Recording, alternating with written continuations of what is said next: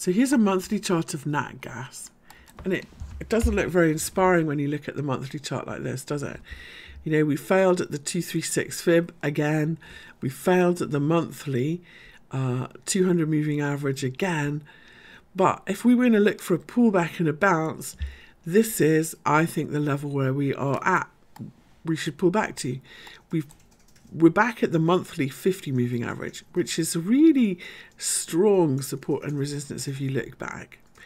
If we go to a weekly, so the monthly 50 moving average is good support. Let me go back and put those fibs on as well. 1 second. Now, if we go down to a weekly, you can see that we're on the weekly 200 moving average as well.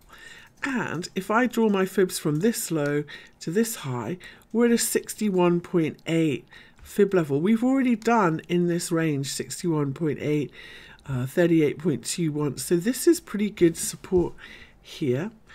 And if we just take this, if we move this,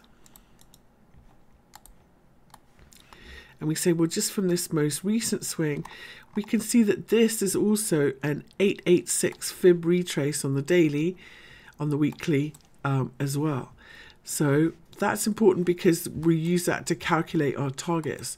Now, if we go down to the daily, although it looks like on the daily pretty ugly because we're trading at new lows, you know, yesterday's price action, this big bullish hammer is what got my attention. So let's see if we hold the lows on a retest, and if we do, and let's look for a bullish reversal here, because if we do, all of those big monthly and weekly things come into play.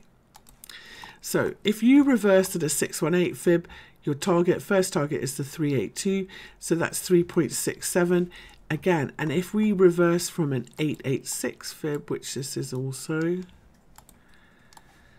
we'll go from here.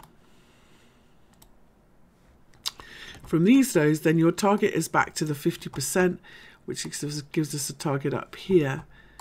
So we've got a zone, a target zone. That's also, because we've dropped so hard, that's also where the daily 50 moving average is. So that's not kind of completely crazy either. So now we really just need to look for that bullish reversal and see how we look. So when we look at nat gas on an hourly, and what we're doing down here, you can see we look pretty bearish, don't we? We're still holding underneath these hourly moving averages. We haven't managed to flip the trend by taking out this high or fill the gap.